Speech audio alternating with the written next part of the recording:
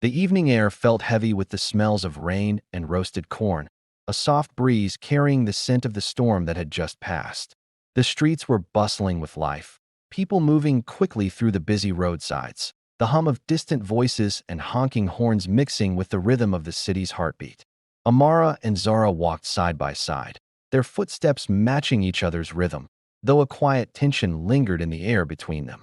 Zara swung their joined hands gently, her tiny frame moving with a lightness that contrasted with the weight Amara carried in her chest. It had been a difficult journey, but they were moving forward step by step, even if the future felt uncertain. Zara, ever the dreamer, hummed a tune she barely knew, her red ribbon bouncing in her hair as she skipped beside her mother. "Mommy," Zara asked, her voice quiet but curious, "why do some people look sad even when the sun is shining?" Amara smiled faintly, brushing Zara's cheek with her thumb as she took a deep breath, the weight of her own emotions momentarily lifting as she focused on her daughter.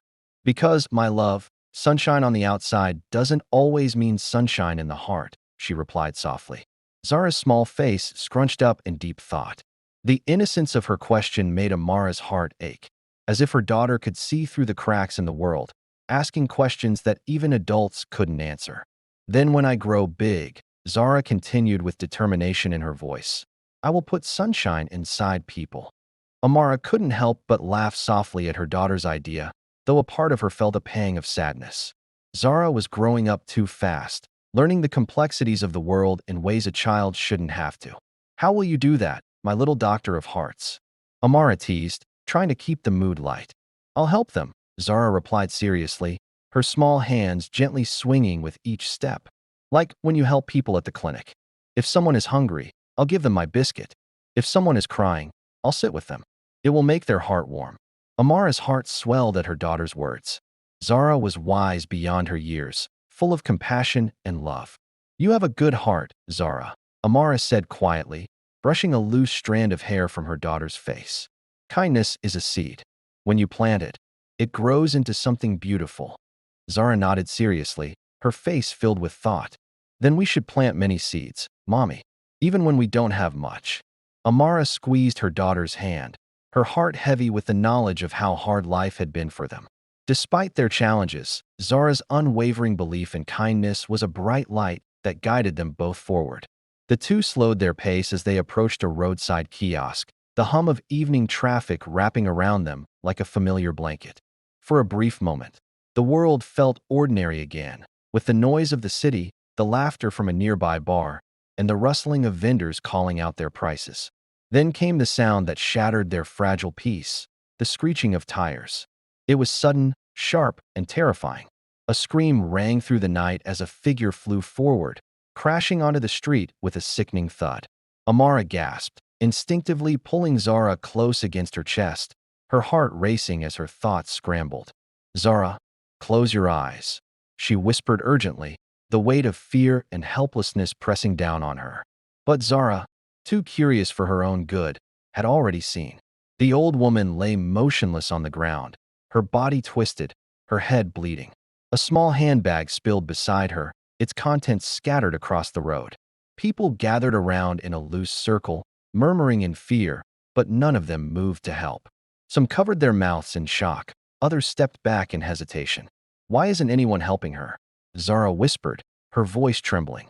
Amara swallowed hard, her eyes scanning the scene in front of her. The crowd seemed frozen, paralyzed by fear. "Sometimes people are afraid," Amara whispered, her heart aching for the woman lying on the street. "But Mommy," Zara said, her voice breaking, "if everyone is afraid, who will help her?" The weight of Zara's words hit Amara like a punch. Her daughter's innocent, unwavering belief that someone should help, no matter the fear, was both heartbreaking and inspiring. Zara didn't understand why no one moved to help, and Amara couldn't explain it to her. Not yet, not in a way that made sense. "Mommy, please," Zara's voice broke through Amara's thoughts. "If we don't help her, she will die." Amara's chest tightened at the desperation in Zara's voice. She couldn't let her daughter believe that kindness and help only existed in words. She had to show Zara that action was just as important. With a deep breath, Amara stepped forward, her voice steady despite the chaos around her. "Madam," She called to the old woman, kneeling beside her. Can you hear me? Please open your eyes. For a moment, there was nothing but silence. Then the old woman groaned faintly, her eyelids fluttering as Amara breathed a sigh of relief. She was still alive. She's alive, Amara said urgently, turning to the crowd. Help me, please. We can't leave her here. Some people shook their heads, others looked away. But Amara wouldn't give up. She waved frantically at passing cars, desperate for help. Finally, a battered car slowed, and a driver pulled over. Madam, quickly, let's carry her, he urged, jumping out of the car. Together, Amara, the driver, and a few others lifted the old woman into the back seat of the car.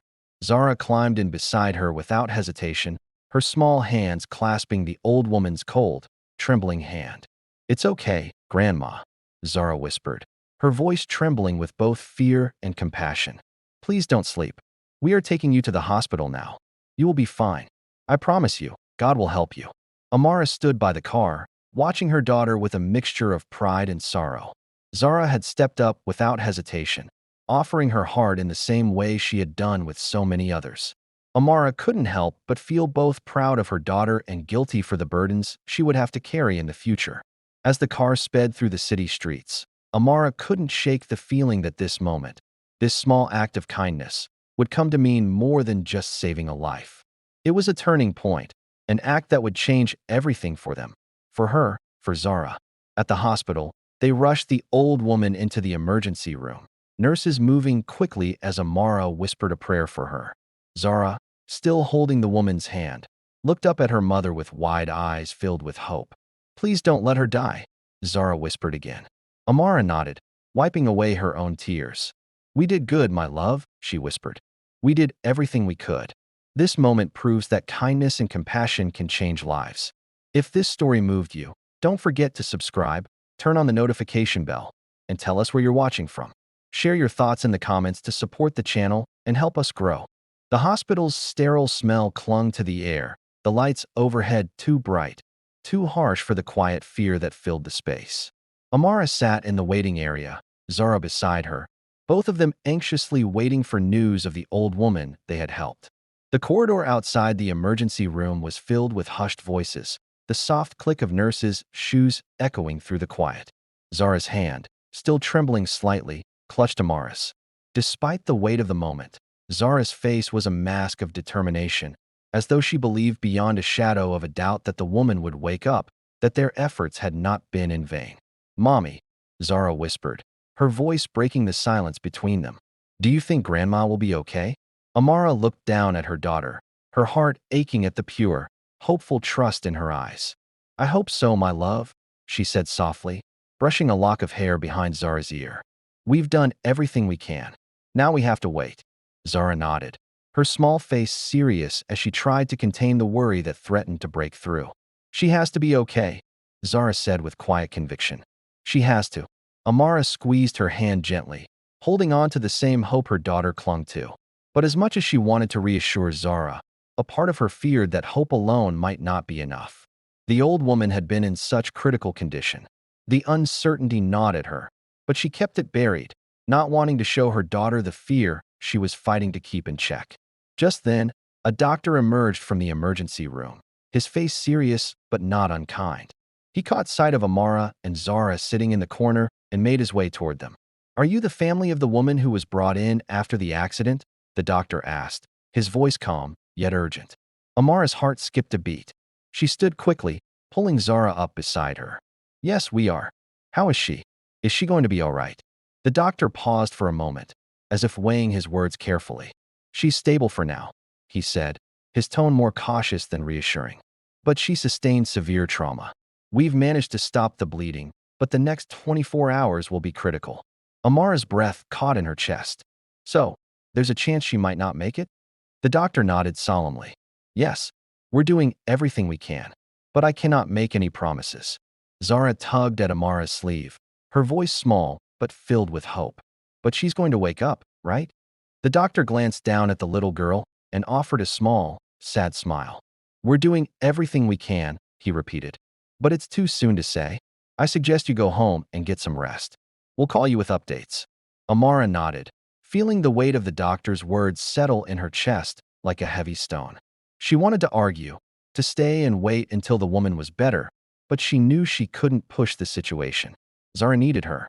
They both needed rest. "Come on, sweetheart," Amara said softly, guiding Zara toward the exit. "We'll go home now, okay?"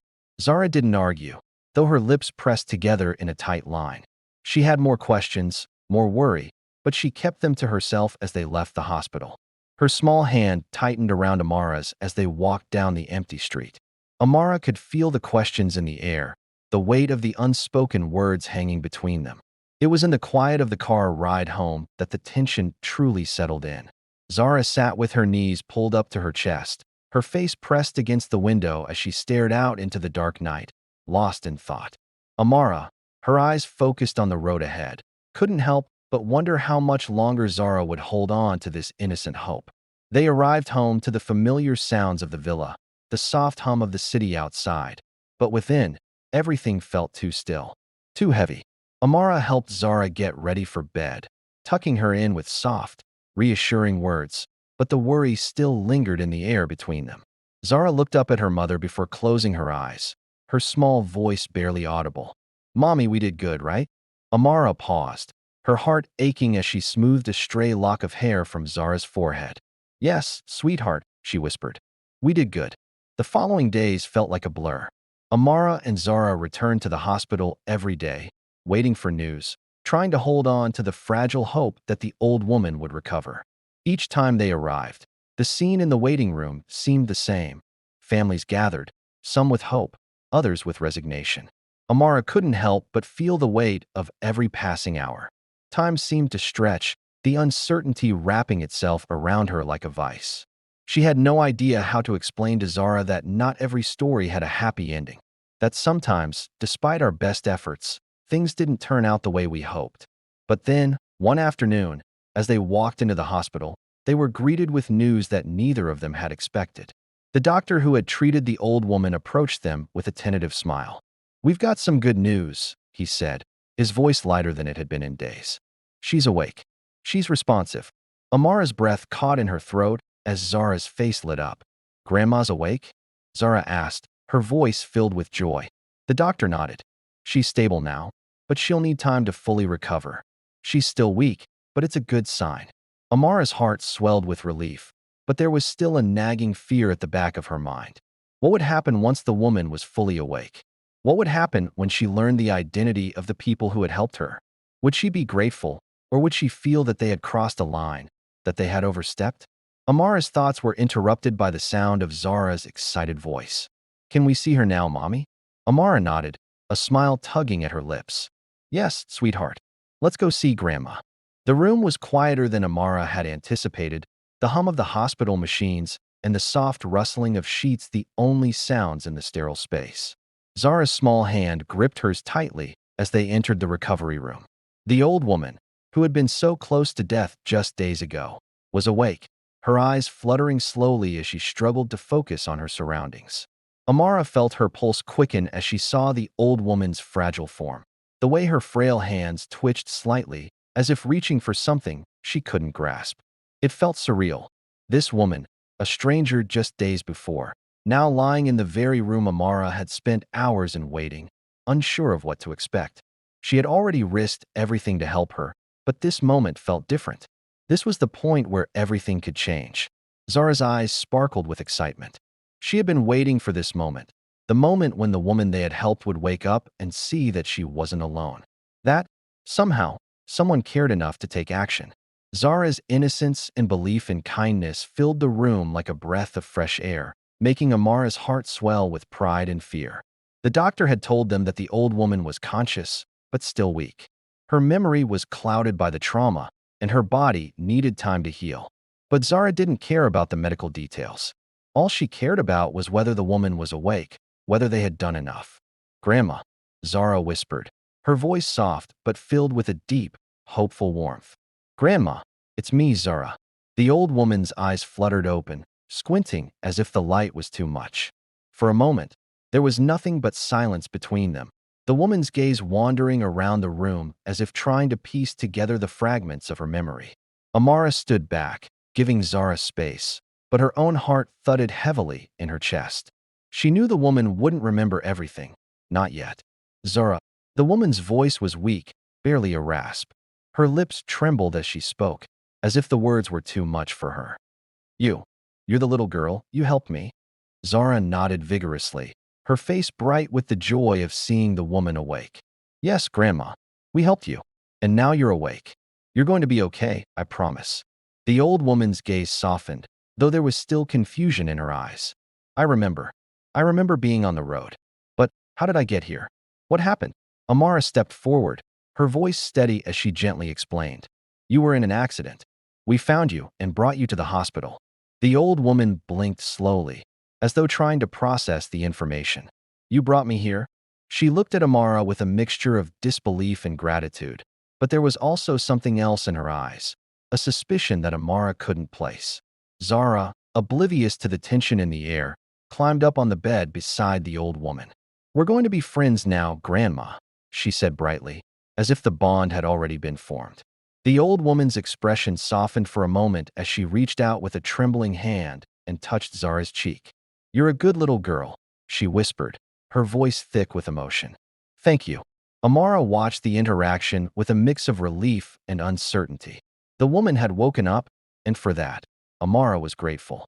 But something about the old woman's eyes, a flicker of hesitation, of recognition, kept nagging at her. She had no reason to feel this way, but the air in the room felt different, thick with an unspoken tension.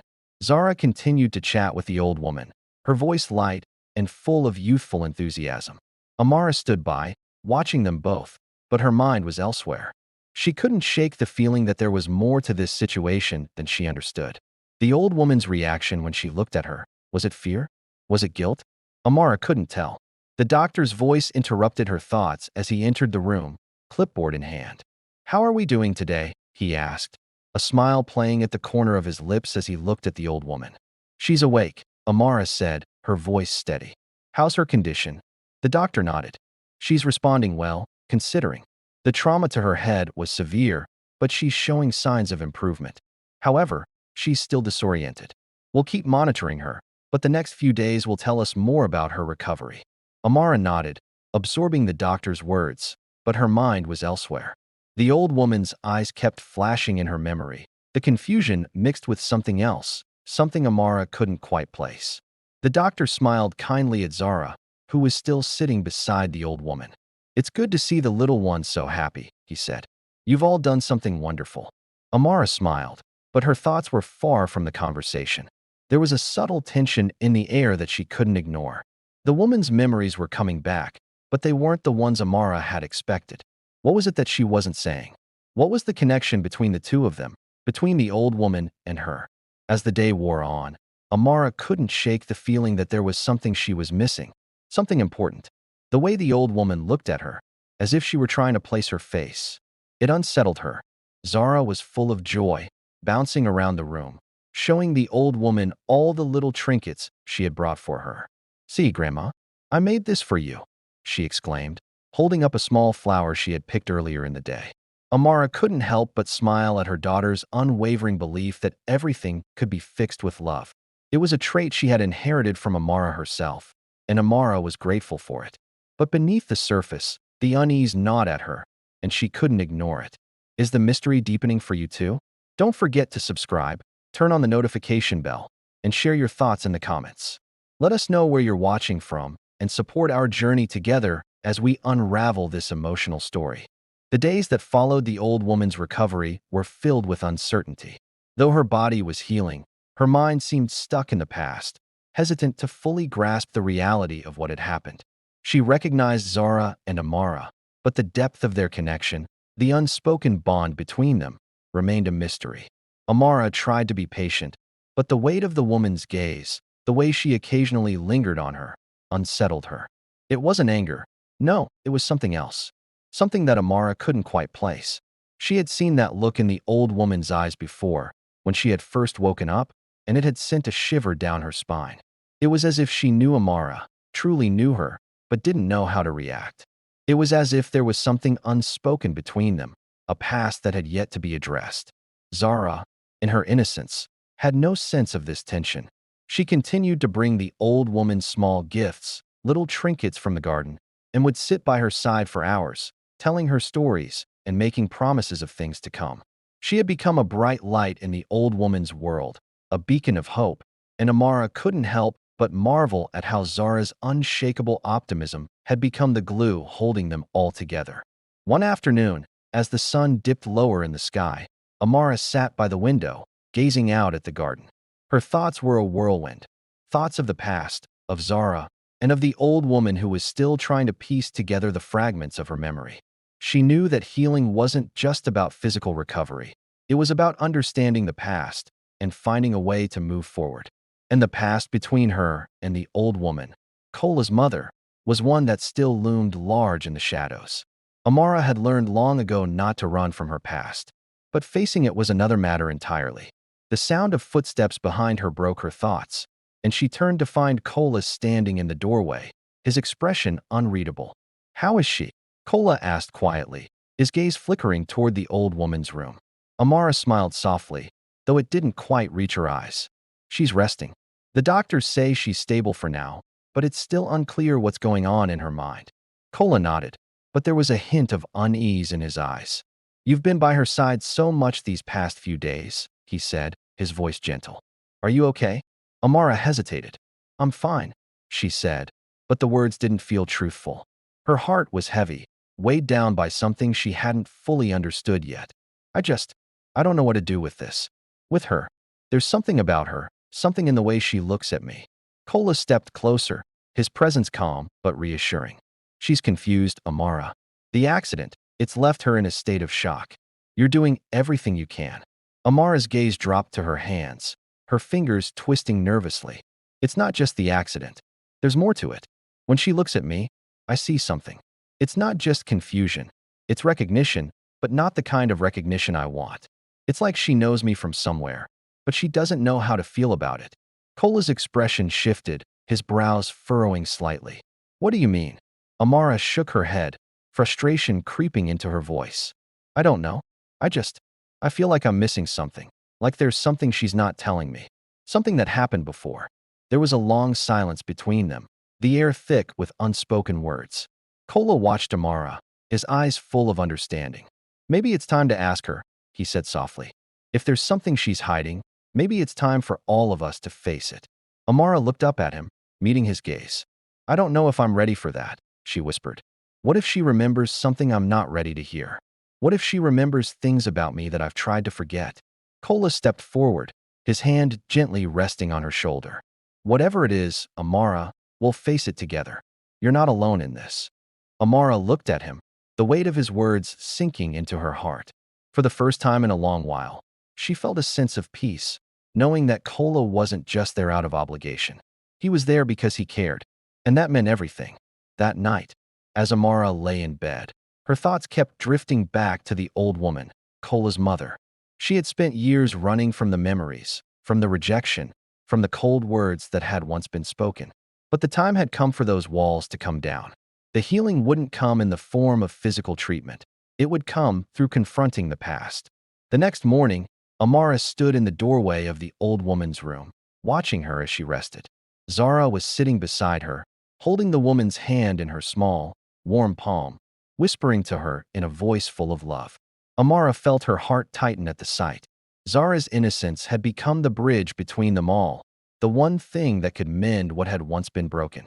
Amara stepped into the room, her heart pounding as she approached the bed. The old woman's eyes fluttered open at the sound of her footsteps, and for the first time since the accident, there was a flicker of recognition in her gaze. "Amara," she whispered, her voice weak but steady. "You're here." Amara took a deep breath, her heart racing. This was the moment. She had to know the truth, even if it meant facing the pain that had been buried for so long.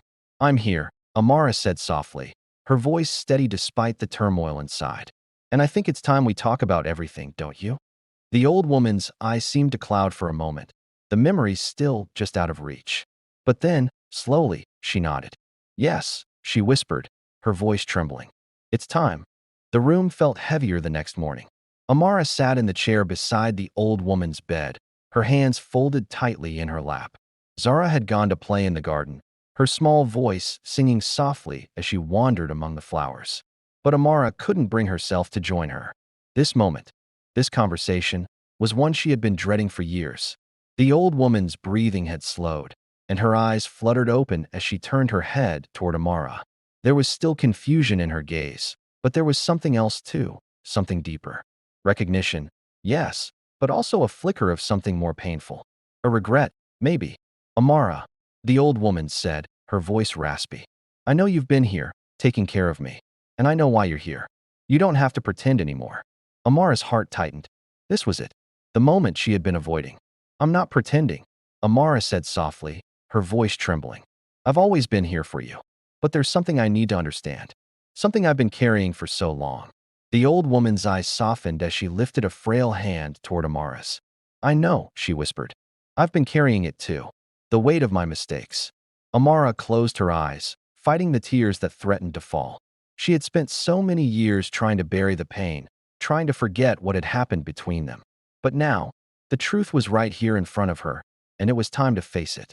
You left me, Amara said, her voice barely above a whisper. You walked away when I needed you the most. When Kola needed you. The old woman's face crumpled with regret. I was afraid, she whispered. Afraid of what he would become. I thought I was protecting him. Amara shook her head, a bitter laugh escaping her lips. You were never protecting him, mother. You were controlling him. You thought you knew what was best for him, but you never saw him for who he really was. You never saw me either. The old woman's eyes filled with tears as she looked at Amara. I see you now, she said softly. I see you, and I see how wrong I was. For a long moment, there was only silence between them, broken only by the sound of the machines monitoring the old woman's steady pulse. Amara felt a wave of relief wash over her, but it was bittersweet. The years of pain, the years of rejection, couldn't just vanish in an instant. But perhaps, just perhaps, there was room for healing now. I'm sorry, Amara, the old woman whispered, her voice breaking. I should have been there for you. I should have supported you. But my pride, my fear, it blinded me. Amara felt a weight lift from her chest, but it wasn't enough to erase the years of hurt. She took a deep breath, pushing back the tears. I understand, she said softly. But you can't keep hiding behind your fear anymore. You can't keep pushing people away because you're afraid of losing them. The old woman's frail hand tightened around Amara's. I've been so afraid for so long. I thought if I kept everything in my control, if I kept Kola in a world that was safe, then I could protect him. But I see now how much I've hurt him. How much I've hurt you. Amara nodded, her heart aching for the woman before her. She had spent so many years harboring anger, resentment, and guilt, but now, she was finally hearing the words she had longed for. I'm not asking for forgiveness, the old woman continued, her voice shaky. I'm asking for a chance to make it right. I want to try, Amara. For you, for Kola, for Zara. Amara squeezed her mother's hand gently. It's not going to be easy, she said softly. But we can try. We can move forward, together. The old woman nodded, her eyes closing briefly as if absorbing the weight of Amara's words. Together, she whispered.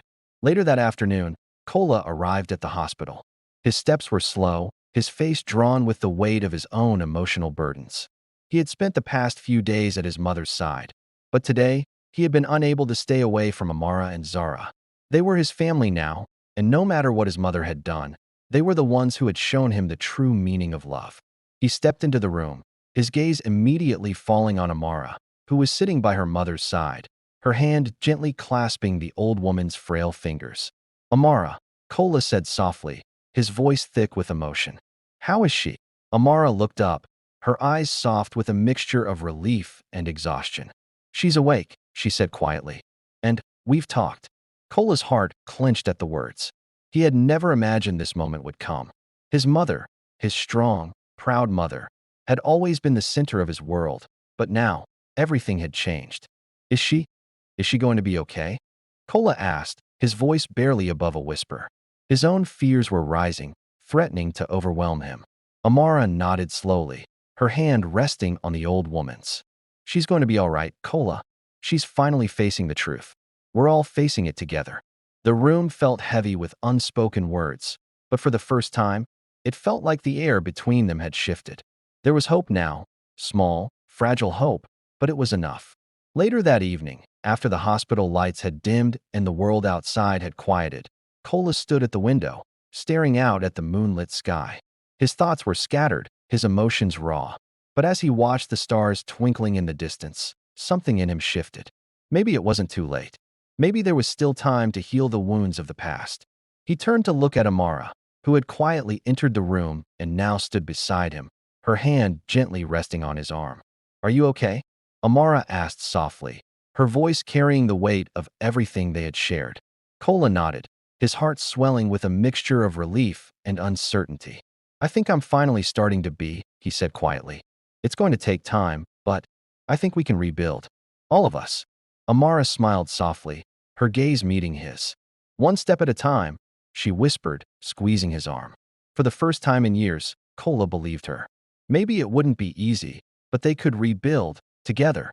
The hospital room was quiet. The only sounds the steady beep of the machines and the soft, even breathing of the old woman, now resting peacefully. Amara sat at her side, her fingers gently brushing through her mother's thinning hair, her heart a tangled mess of emotions. The conversation they had shared, the confessions, the raw truths, had left a weight on her chest that she didn't know how to release. The old woman had apologized, and Amara had listened, not expecting instant forgiveness, but hoping for understanding. It was slow, painful work, rebuilding trust and healing the wounds of years gone by. But Amara knew that, for the first time, they were on the path to something real, something lasting. Outside, the world seemed to carry on without pause, the noise of the city fading into the background as the sun began to set. The soft glow of twilight filled the room, casting a peaceful aura over the moment. Zara was in the garden, her laughter like music on the breeze. She had a way of making everything feel lighter, as though hope itself was carried in her every step. Amara could hear her voice singing, a gentle, innocent tune she had learned from one of the nurses. "Mommy," Zara's voice cut through Amara's thoughts as she bounded into the room. "I made you something." Zara proudly presented a small, lopsided paper flower, its petals crinkled but bursting with color. "Here, Mommy. It's for you and Grandma." Amara smiled, her heart swelling with love. "Thank you, sweetheart," she said, taking the flower and pressing a kiss to Zara's forehead. "It's beautiful." Zara's smile lit up her face, and she turned to the bed where the old woman lay. "Grandma, look. I made this for you, too. For when you wake up." The old woman's eyes fluttered open, and for a brief moment, the confusion from earlier returned. But then, as if hearing Zara's voice was enough to ground her, her expression softened. She looked at the little girl standing beside her with a gentle tenderness. "Thank you, little one," the old woman whispered, her voice weak but warm. "You have a good heart." Zara beamed, holding the paper flower up to her grandmother's face. "You're going to be better soon, Grandma, and then you can make flowers with me, too." Amara felt a lump form in her throat, the simplicity of Zara's belief in the goodness of the world overwhelming her. She had been through so much, yet she still saw the world with eyes full of wonder and love. In many ways, Zara had taught Amara what it meant to be truly alive, to give without expecting anything in return. The old woman's hand reached out weakly, touching Zara's. "I never thought I would see this day," she murmured, her voice thick with emotion. "But I'm glad you're here, Zara. And I'm glad that Amara is here too." Amara stepped forward, her heart aching with the mixture of relief and sorrow. "We're here now, Mom," she said softly, her voice steady despite the emotional storm inside her. "We're here for you. We've been through a lot, but we're moving forward." The old woman nodded, tears welling up in her eyes. "I'm sorry, Amara," she whispered.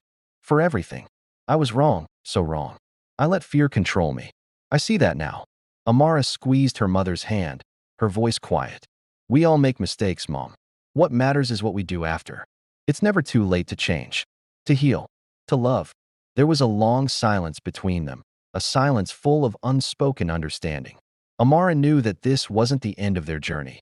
It was just the beginning of a new chapter. Healing, like love, was something that took time. But the foundation had been laid. They had finally confronted the past, and, with it, the possibility of a better future. The evening grew darker, and the soft hum of the hospital seemed to fade into the background as Amara and Zara sat together, side by side. Kola had arrived later that evening, his presence a steady, reassuring force beside them. He didn't need to say anything. His quiet strength had always been enough. He had stood by Amara's side when she needed him most, and now, as their little family began to rebuild, he remained a steady anchor in the storm. "Do you think Grandma will be okay?" Zara asked, her voice soft but filled with hope. Amara looked at Kola, her eyes filled with a quiet understanding. "I think she will be, sweetheart," she said, her voice full of conviction. "But we have to keep loving her. We have to keep showing her that we're a family. And no matter what happens, we're all going to be okay." Zara nodded, a smile spreading across her face as she held her small paper flower in her hand. "Then we'll keep making flowers for her, Mommy. We'll keep making her smile." The greatest act of love is often the one that requires us to be vulnerable, to forgive, and to heal. Sometimes, it's the smallest gestures, like a paper flower or a promise, that have the power to change everything. No matter what we face, the love we give and receive is the strongest force we have. Never underestimate the power of kindness, patience, and the heart of a child. Remember, no matter how dark the past may seem, it's never too late to rebuild, to heal, and to choose love. The road may be long, but with love as our guide, we can overcome anything. This story has shown us that healing starts with love, kindness, and courage. If you've been touched by this journey, don't forget to subscribe, turn on the notification bell, and share your thoughts in the comments. Tell us where you're watching from, and help support the channel's growth as we continue to share stories of hope, transformation, and love.